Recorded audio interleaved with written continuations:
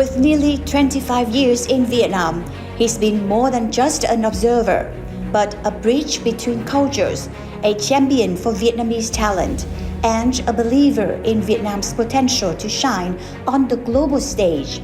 From Scandinavia to Ho Chi Minh City, his journey brought one of the largest and most successful design firms from Denmark to the heart of Asia, establishing Attention Vietnam to elevate local branding and design. Through challenges and triumphs, he has seen Vietnam transform and holds a steadfast hope for its future in the design industry. He is the special guest in Vietnam and I this week. Let's find out who he is as we dive into his remarkable story and the vision he has for Vietnam's role in the world of creativity. Welcome to Vietnam and I. Good day, everyone. Welcome to another episode of Vietnam and I, where we explore the stories of those who have a special bond with this beautiful country. I'm Trinh Lê, your host. And today we have a very special guest whose journey in Vietnam has been nothing short of inspiring. Please welcome Mr. Henrik Jefferson, founder and chairman of Attention Vietnam, a design company specialized in packaging, brand, and visual identity.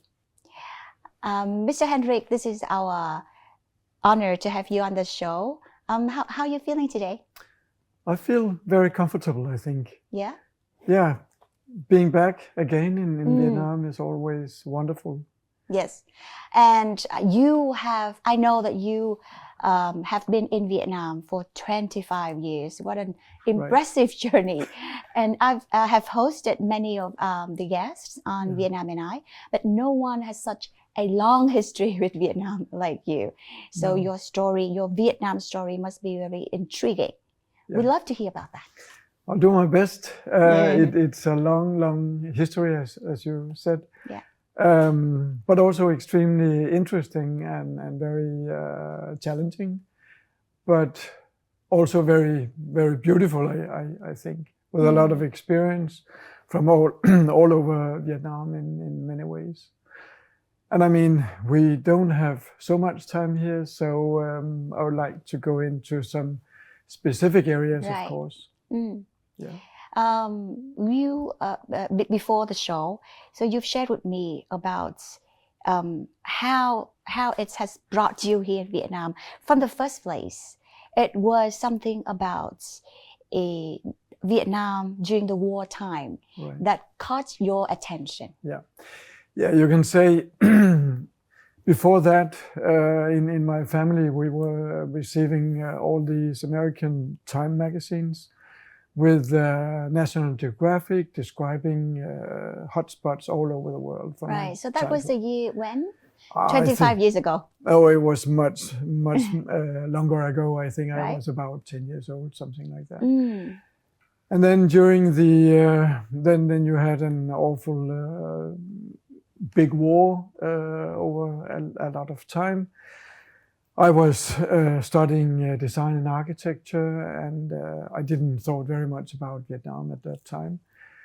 And I was leading one of the biggest design company in Scandinavia. And as you know, in all businesses, it's going up and down. And in the mid-19s, I thought that we had a quite big challenge in Europe. It was hard to get jobs, but at the same time, our government, they tried to force us to go abroad, and we had the possibility of getting a grant for visiting Vietnam. And my first visit was actually in Hanoi, and I thought that was a good experience to discover your country, your culture, and also to discover at what level you were at after the war. Yeah. You were opening towards the rest of the world, so to say.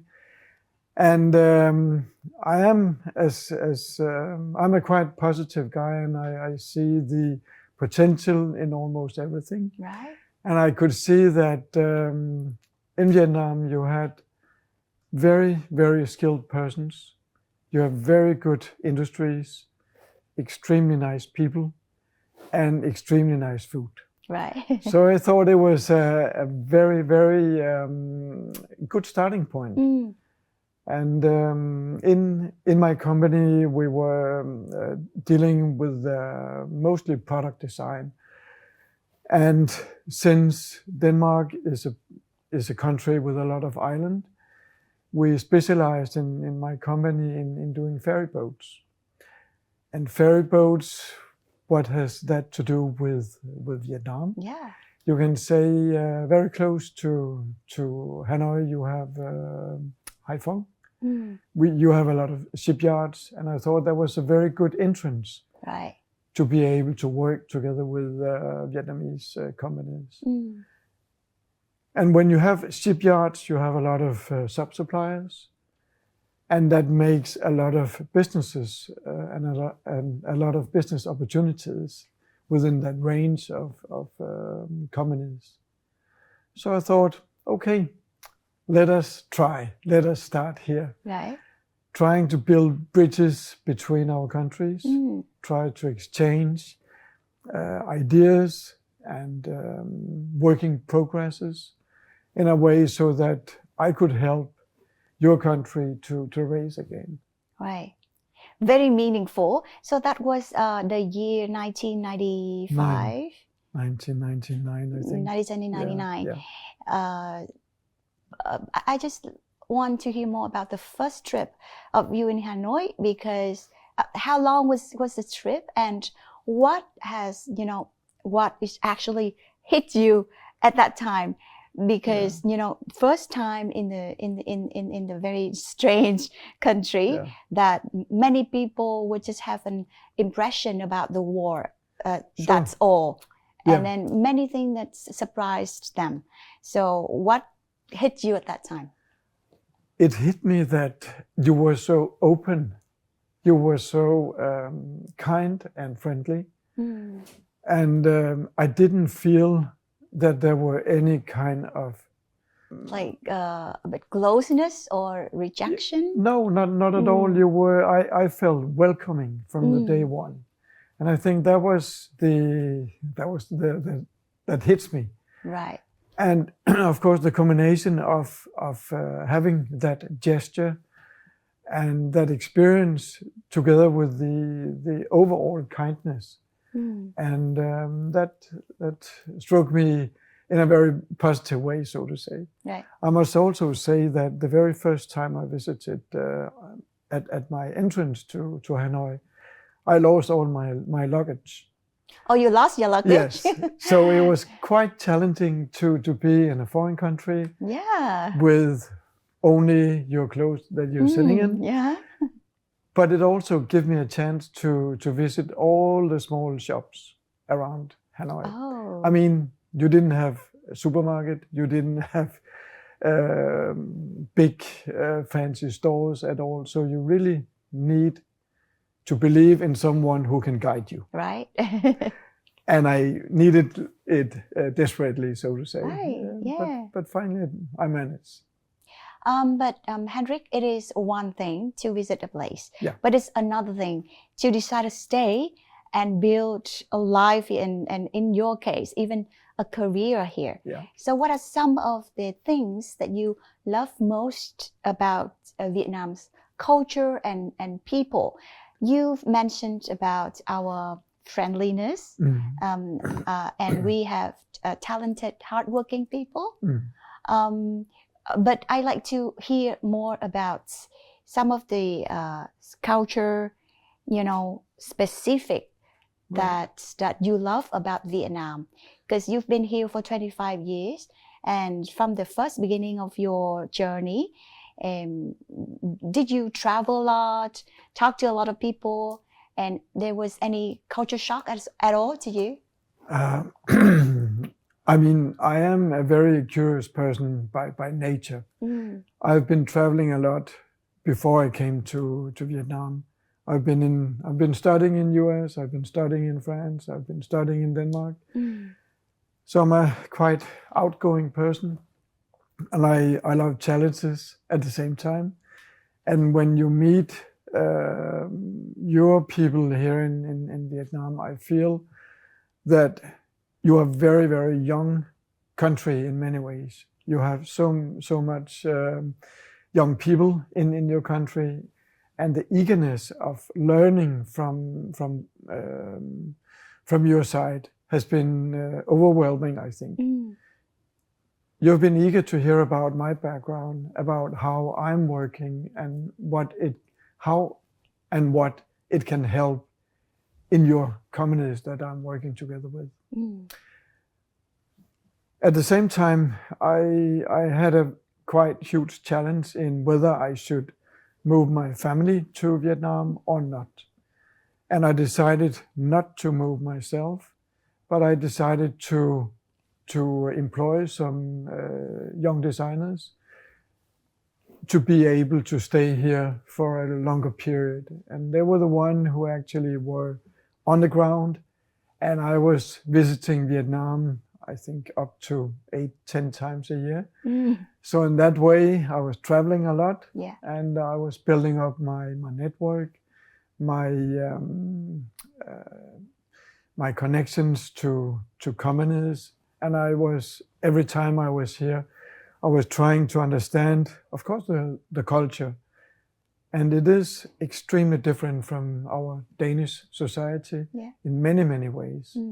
But that is also the beauty of discovering new countries and new culture, that you need to be very patient.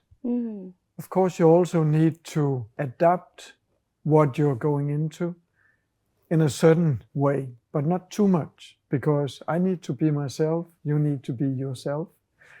And I think that is the opportunity is to exchange culture, good and bad. And I think that is what is the winning situation, when we can exchange at a nice level all the time, developing each other on both sides. Great. You've mentioned patience. Yeah. I hear that very clearly. So I imagine that throughout your journey in Vietnam, you have faced many challenges as well as an entrepreneur, as when you started the business and all that. So how have you navigated through them? I think in many ways, the field that I'm working in is in many ways rather difficult to explain what I'm doing. On the other hand, it is pretty simple. You need to understand your client, and then you need to understand technology, culture, and how to combine it so that the client, they would like to buy your stuff. But it's also a process where you have a lot of ideas in your head, and you have to build a trust in between my client and my client. They really have to trust in me that I can deliver. Yeah. But everything is up here. They can't see what I think. Sure. So that challenge goes in Vietnam, in Denmark, everywhere. I need to convince my client that they can trust in my ideas and the way that I'm handling their company. Right. But I understand that you have had to be patient many, many times. Yes. And of course, we know of many of the foreigners or overseas companies that have come to Vietnam, but then after they left, they couldn't stay for a lot of reasons. Right. But for you, you've stayed here for 25 years up to now, and then more years to come. Right. I just like you to share the moment that you feel most down, and then what has brought you back up? What motivated you? I think first of all, it takes a very, very, very good partnership. You can't do it alone. And with a strong partnership where Ms. Phi Chan, who is the owner of Attention Vietnam, today She's a very, very trustful, very patient lady. Right. And I mean, that is a trust in between me and her. And when you doubt the most, you really have to help each other to build each other up. And that's done by talking, understanding, and again, being patient. If I'm running too fast, my client, Ms. Fichan, cannot follow me. So I have to step a little back, listen, and learn, and then going another route. And you can say a situation like all over the world where we have had the COVID situation for years, that has been the most difficult part in these 20 years. But again, it's about believing in what you're doing, believing in your client. They are suffering, we are all suffering. But if we believe in each other and we can reduce our cost and whatever, and then try to rebuild again, then we will success. Right. I guess that that is a very general model of how we build bridges between Vietnam and other countries. So you as a foreigner who have the big love for Vietnam, and you work with Vietnamese people, which is Mr. Fichan as you know, representative for Vietnamese people, which is have a very nice personality and also have a very good mindset. Same level with you, and I think that is the key, right? And when we on the same boat, we have the same direction, and we also have the same mindset, and that is the key to success, which is not a lot of cooperation or a lot of people could have to, you know, build a business and make it grow. No. But I mean, it's very much about building bridges. And I have been supported by my government. We have exchanged on a very, very high level in between our countries with your president, our queen, and our queen and her husband. And actually our queen's husband, he has been living in Vietnam for quite a long time. And I think that has also helped in building the bridge in between our two countries. And that led to the opening of our office, where the son of the queen, he was doing the ribbon cutting. The prince? Yes. Right. So such an honor. Yes, and it's also, of course, one of the things that can motivate me to continue. I'm getting the respect from my royal background, so to say, and my royal heritage, to be more correct. And of course, it also brings your high position leader into a very serious business in between our companies.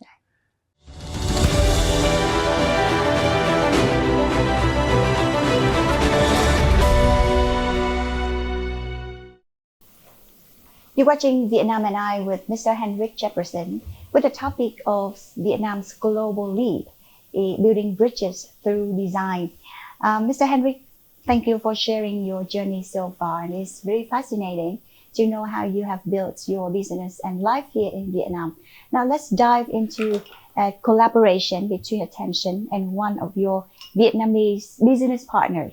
And joining us now is Ms. Vũ Thị Hoài Sơn. She is a founder and CEO of Nhất Hương Group, Fancy Foods, and Quy Nam Chocolate. And just for the audience, Quy Nam is one of the very first Vietnamese company that make premium chocolate here in Vietnam. Thank you, Ms. Sơn, for joining us. Now, can you share with us the relationship between you and Attention and how the partnership began from the first place? Thank you, Ching, for letting me being here this morning. You know, Quy Nam is our first B2C brand project. That embodies the pride of Vietnamese company, but we have the ambitions that having our footprint in the world heritage of chocolate industry. Great.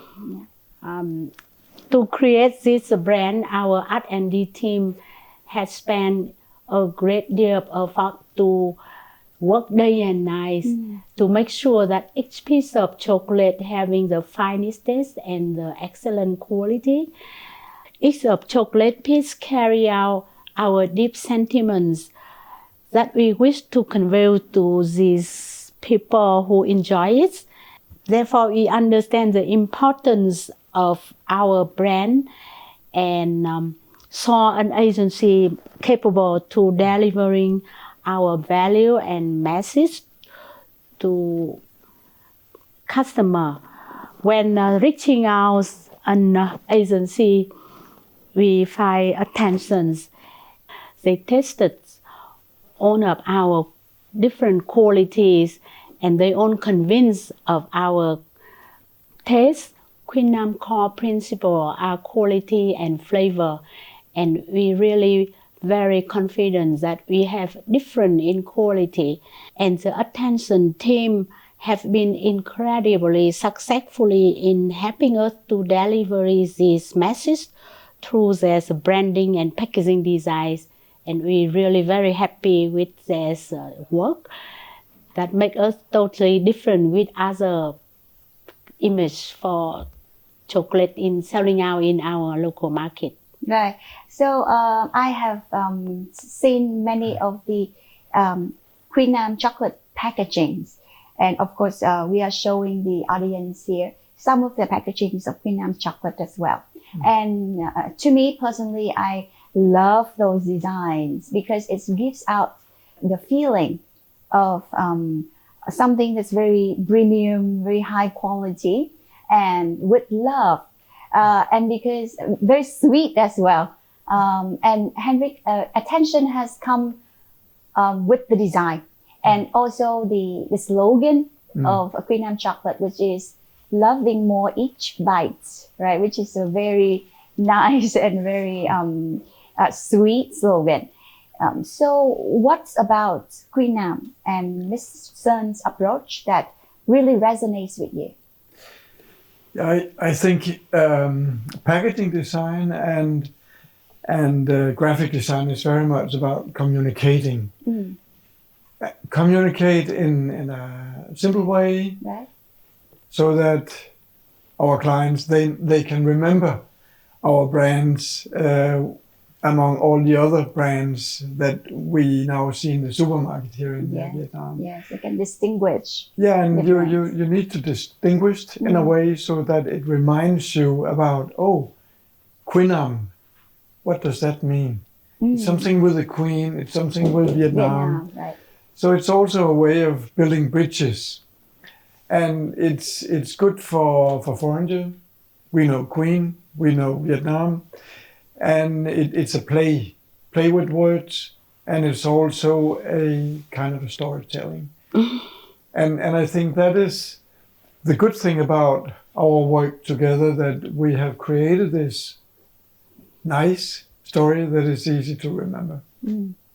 And Miss Sun, I know that Queen Nam is very young. It's a very young company and very young startup. That it's a very new member of your group, and it has been very successful, right, with the local markets. But I know that you have a strategy to bring it out, export it out to the world with your brand name, and you are so proud of the quality of your chocolate, which is Vietnamese chocolate, and you're confident to compete with many of the famous chocolate brands out there in the world. So do you think that the role of brand design, how does it play in helping Vietnamese companies like Queen Nam to compete on the global stage? We understand the importance of a brand and how a well-crafted brand can effectively communicate with customers on our behalf. Queen Nam is a Vietnamese brand that prioritize quality above all. We are different. We are not the same with others on the market, and we take great pride of that. However, to attract the customer, the consumer, and earn their trust, we understand, we recognize the significance role of packaging designs and special brand image through a slogan, through a color, and especially when entering the international market where competition is very fierce. While we are confident with our product quality, we rely on strong branding and prominent packaging design to help convey this message to our customer. And very lucky attention that helped us a lot for this. Right. And thank you very much, Hendrik. What's your take on this, Henrik? Because I know that not many business owners or business people like Miss Sun here who has quite an open-minded mindset throughout a lot of things when it comes to leveling up their business to competitors in the world, and especially in brand designing. Right. But besides that, is it really hard to work with Vietnamese companies and then make them understand, make them trust? The understanding of how easy it is very difficult to explain, so to say. Right. But with this fantastic cooperation with Miss Sun, is that you are so open-minded in our crazy ideas sometimes. You are patient with us, and you have adapted our way of working. And I think that now you can see the beneficial of the work that we have been doing together. And it's not so that we are only the one who are creating. You and your daughter and your team have also been very, very heavily involved in this cooperation. And it takes not only the design company, it takes the client to guide, to say yes and no at the right spot. Oh, it doesn't fit to our mindset. We have to listen. Right. And we also have to listen to the scene of all the competitors. And that means how can we differentiate and keeping the spirit of the company. And that is about building bridges also, I think. Yeah. And of course, during that collaboration, during that journey, not only happy stories, but also many challenges as well, right? Sure. So, Miss Sun, is there any moments that you think that attention or the team that really couldn't get what you want, or how hard they have tried to convince you so that it comes to an understanding between both sides? For me, so far, it's not any obstacle to understand, to misunderstand between attention and us. Oh. We will give them more and more work with us because we find that they are really very active, very understandable, our idea. And the Vietnamese market is a vibrant and dynamic space, and branding both locally and international cultural influences. So I hope the market will continue to show more trust and more support for a Vietnamese company like us. And of course, we always have the ambition to sell more of our excellent quality product to other international market. Yes. And with the help of very nice design and excellent in making the brand image eye-catching of our product, I believe for the first step, we can have something to be more confident to bring out the good product to other markets. Right. And Henrik, I think that you would also agree with me that very recently, until very recently, that the local companies, Vietnamese companies, started to appreciate and recognize the importance of branding, of packaging design.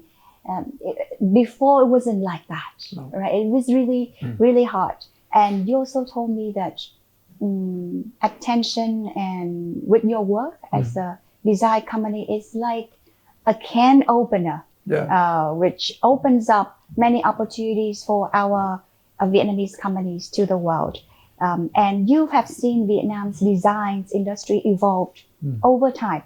So can you explain more a little bit about what the opportunities that you see for Vietnamese company to compete on the global stage and make their mark internationally? I mean, not for Queen Nam, of course. Queen Nam is here, and they witness your how effective it is when it comes to brand design. But for many and many other companies in Vietnam to understand as well. Yeah. You can say, when I started here in Vietnam, you were not a part of the WTO. And that means that you didn't have any competitors on your local market in Vietnam.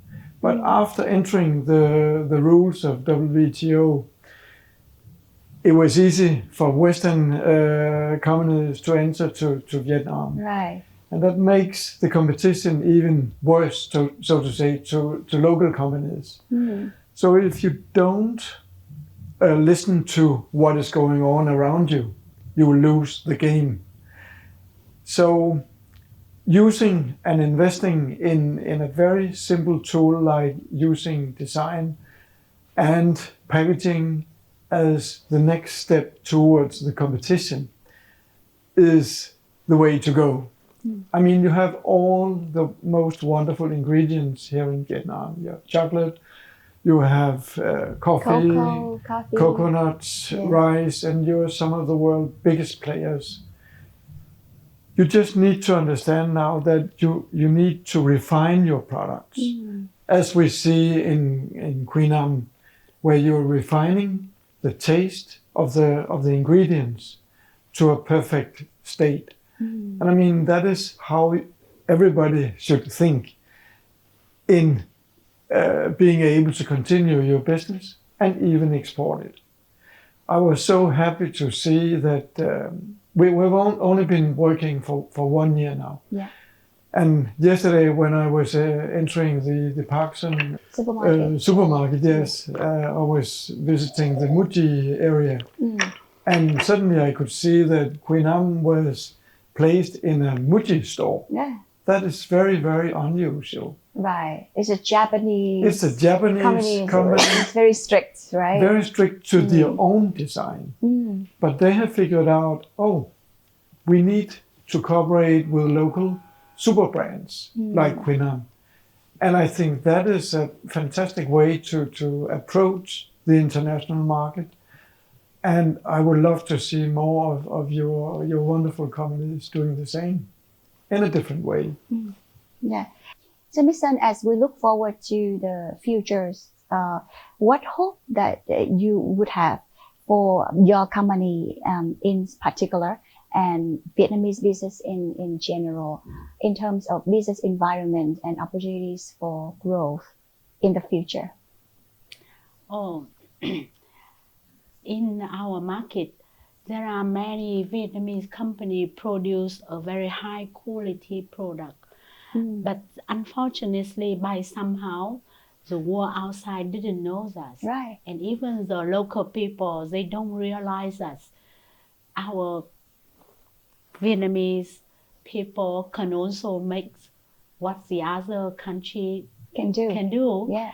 And not only Queen Nam, we confident that our quality even better than many other big brands.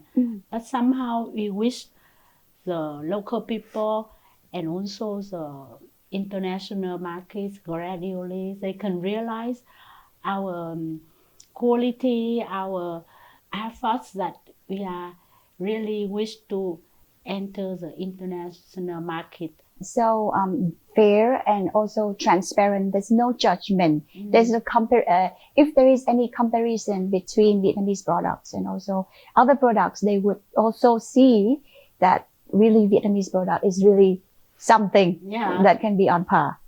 Yeah, right. We have tested hundreds different brands of world chocolates that I travel all around and bring back. And we want to make something really different, more healthy, less sweet, but still very sweety and very attractive, very good for the health and very naturally. That's what we wish to bring out to our consumer. Yeah. So we can see that Miss Sun is one of the business owners in Vietnam that are very passionate about their health products. And chocolate is actually a very hard product to compete, right? Yeah. But you have make it very successful. But besides chocolate, Vietnam has so many other products that can be easily compete globally. For example, we have great fish sauce. We have great rice products and so many agricultural products as well. Henrik, what are the lessons that you can give us about how branding could reach up our business to many competitors out there? I think first of all you need to secure the market that you has as a target, because the world is so different and the taste around the world when it comes to chocolate, fish sauce, coffee, it varies from country to country, from culture to culture. And I think that by listening to these kind of customers, you can adjust, fine-tune your products towards these markets. Combine the taste, of course, with the graphic design, with the packaging design. So you still need to showcase that it comes from your own country. You need to carry on your wonderful heritage, combined with a more international way of doing things. Right. What I mean is that some of our products are kind of losing out in the global market, just because of that they didn't do a good job on branding, on packaging. Yes, I think that is the simple answer. Right. And sometimes it's difficult to do. But if you are showcasing a newspaper from 100 years ago, it's very, very different from today. The letters are storytelling, and the character of the letters are different. And the way that we are using all the media today is so different from 100 years ago. And if you don't adapt the time that we are living in when it comes to packaging, graphic design, but also taste, then you'll lose. So you need to bear in mind all these kind of ingredients when you're doing graphic design, when you're doing storytelling, when you're doing packaging design, whatever. You need to be informed about your market. And that is the trick, I think. You have been traveling all over the world, so you know what's going on. You know all the different chocolate tastes. But you have created your own specific taste that you believe in. And then you have to convince all the customers that it's more healthy, it tastes better, but how to do that? Yeah, it's just like, how can you tell such things? Like, how can you get people to taste your products and to know all of your messages that you want to deliver? If they don't buy the package, if they don't buy the products, open it up and taste it, right? Yeah. He designs our packaging is totally different. When people look at it, it is not the same with other company. It is something very young, very different in the color, in the image of packaging brand, and even the slogan and the name. Yeah. So The catch name, people's... we're very proud that something is about Vietnam. We want to show our image to other country or even our local, that we have to be proud that the Vietnamese people can do something very good, that we can compete very fairly with other big player outside. Yeah. And to me personally, Queen Nam's packaging is really eye-catching, and it's really says that it is a premium product, and it gets people curiosity to try. And once they try, they love it. Yeah, Right. kind of being addicted to your product, and that is not so healthy. Yeah, me too. And Muji, when they came to us, at first they think there's a brand should be better.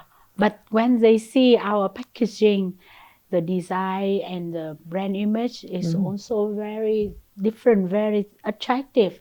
They accept that we go inside their chain with our own brand. That Instead made us of very happy. It's totally a new brand, but they accept it.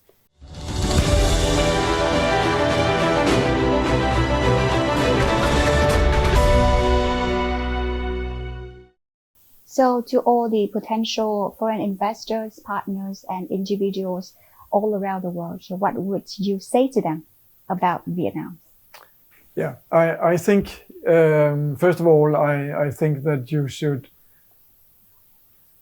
try it. You should try to take the opportunity of building up your company in a country like Vietnam. I think it's a huge challenge, but it's also an extremely huge market. It hasn't been more easy now than it was 20 years ago, but still you need to be educated. You need to be informed about the differences between your country, your culture, and the Vietnamese culture. But I think that the more you know, the more you are prepared, the easier it will go. Still, the Vietnamese people are extremely well educated. They are hardworking people, and they are extremely nice people, open-minded, and will welcoming you whatever chance you are facing. I think it's the time has never been better. You can also say I've been 20 years too fast. On the other hand, I'm benefiting on being here for so long time, and we're receiving more and more clients. And what is most important for Vietnamese clients and Vietnamese companies is that the better you are doing your products, the better you're communicating what you are doing, how you're doing it, the better and more easy it is for Vietnamese companies to do the export. And you have so many possibilities, and you have so extremely many raw materials that you just need to refine, adjust it to the market that you would like to export to. And in that sense, I think that you can create an enormous business, and together we'll be stronger. Mr. Henrik and Ms. Sun, thank you both for sharing your insight and stories with us. And it is very clear that the relationship between Vietnam and its foreign fans is not just about business, but it's also about building a future that we shared based on trust and open mindset. So I wish you both the best of luck on your journey to continue to make more positive impact here. And Listen, do you have some words to say to the audience? Thank you again for letting me have the chance to talk to your audience yeah. And with you also. I wish to say to the audience that for Vietnamese market, it is a young market and a lot of potential. And for Vietnamese people, we are also very hardworking, very listening, and very confident that we can make something very good or even better. Great. Thank you. Henry? Yeah, and thank you very much also for attending this wonderful morning meeting. And I can only say that we are still here and Right. will continue helping businesses in Vietnam, but also from abroad. Good. Our you. pleasure. Thank you. Thank you. Thank you. And to our viewers, thank you for joining us on Vietnam and I today. And we'll see you next time with more stories that bring us closer to the heart of Vietnam and how the country is thriving with the help of our friends around the world. Now, goodbye and see you soon.